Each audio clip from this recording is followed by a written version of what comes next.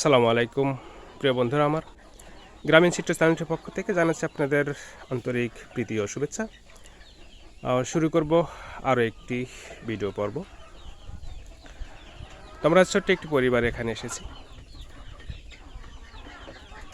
পরিবারটিতে দেশি মুরগি পালন করে কতটুকু লাভবান হয়েছে আমরা সে প্রসঙ্গে কিছুটা জানার চেষ্টা করব।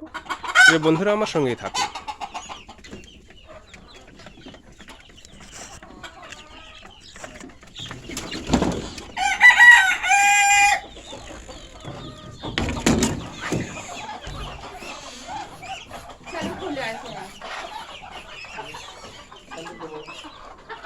না, আমি স্যান্ডেল রেখে আসছি।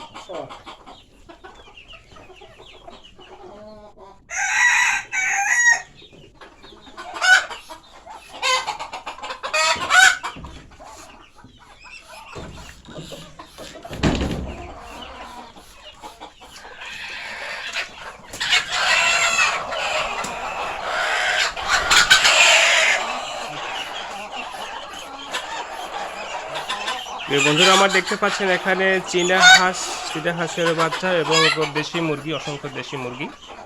এখানে স্বল্প পরিসরে ছোট্ট একটি খামার নির্মাণ করেছেন উক্ত পরিবারের গৃহিণী, যিনি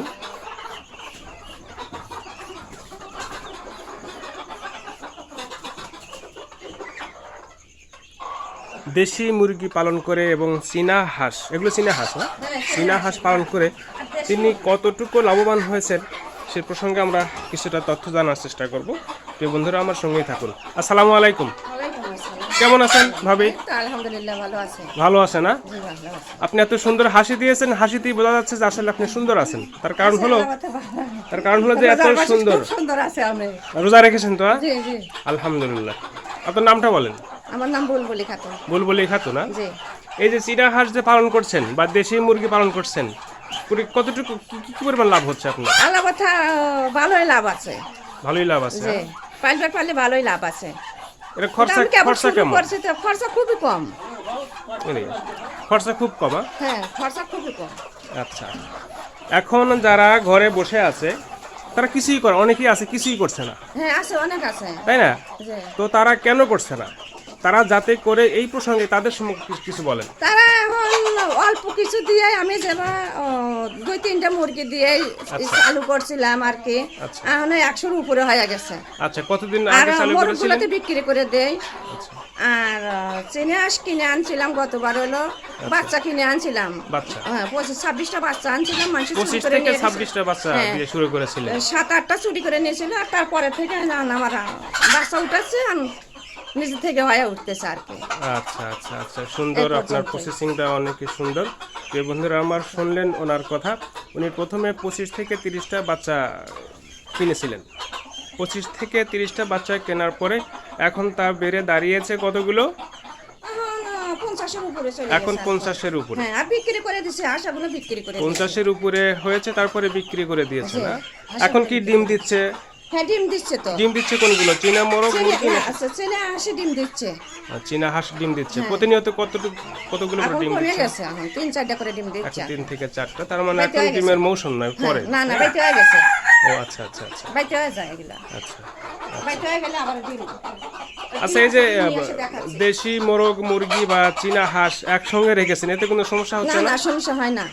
এটা সব একসঙ্গে লালন পালন করা যায় না? হ্যাঁ, আমি তো করতেছি, আমার তো কোনো সমস্যা হয় না। হচ্ছে না, তাই না? আর উপরে উঠে থাকে বেশিরভাগ। আচ্ছা, এজন্য সমস্যা হয় না। আচ্ছা। আর 3 বেলা ছাড়িয়ে দেয়, তো ঘরের মধ্যে রাখি না।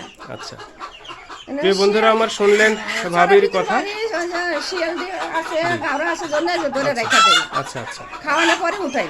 আচ্ছা, প্রিয় বন্ধুরা আমার, যারা গৃহকর্তা যারা রয়েছেন, গৃহকর্মী যারা রয়েছেন, তারা ঘরে বসে না থেকে আজ এই ভাবির মতো এমন সুন্দর ছোট্ট একটি স্বল্প পরিসরে একটি খামার পারিবারিকভাবে গড়ে তুলতে পারেন।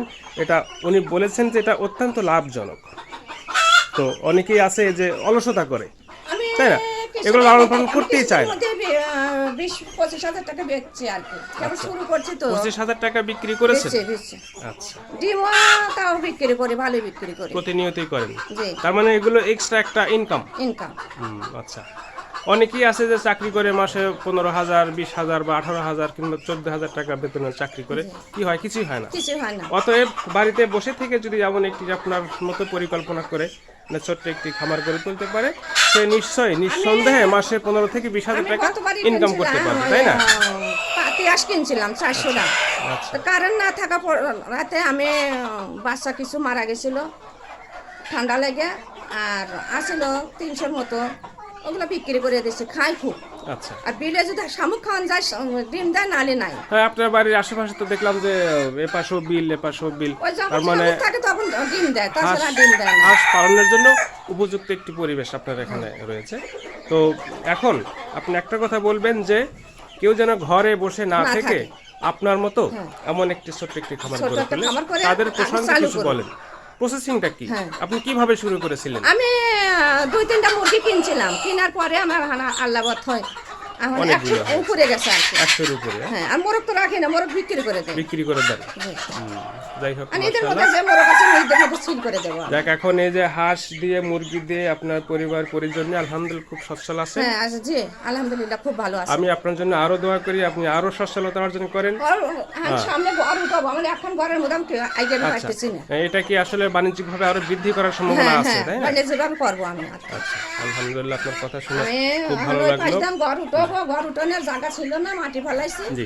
আমি ঘর দুই পাশে 2টা ঘর উঠাই, আমি ওই পাশে নিয়ে যাবো। বাংলাদেশের প্রত্যেক ঘরে ঘরে যেন আপনার মতো সুন্দর ভাবি থাকে, আপনার মতো যেন এরকম ছোট্ট সুন্দর খামার করে পরিবারের সচ্ছলতায় ফিরিয়ে আনে। প্রিয় বন্ধুরা আমার, শুনলেন, জানলেন, দেখলেন। তো আজকে আর নয়, তো ঘরে বসে না থেকে, অলসতা না করে সংসার বা পরিবার পরিজনের জন্য, অর্থনৈতিক নিরসনের জন্য ছোট্ট একটি খামার আপনার জন্য অত্যন্ত জরুরি বলে আমি মনে করি। প্রিয় বন্ধুরা আমার, সবাই সুন্দর এবং সুস্থ থাকুন। সুন্দর এবং সুস্থ থাকার শুভকামনায় আজকের মতো আল্লাহ হাফেজ। ভাবি ভালো থাকবেন, হ্যাঁ? আচ্ছা, আলহামদুলিল্লাহ। ভালো থাকবেন আপনি।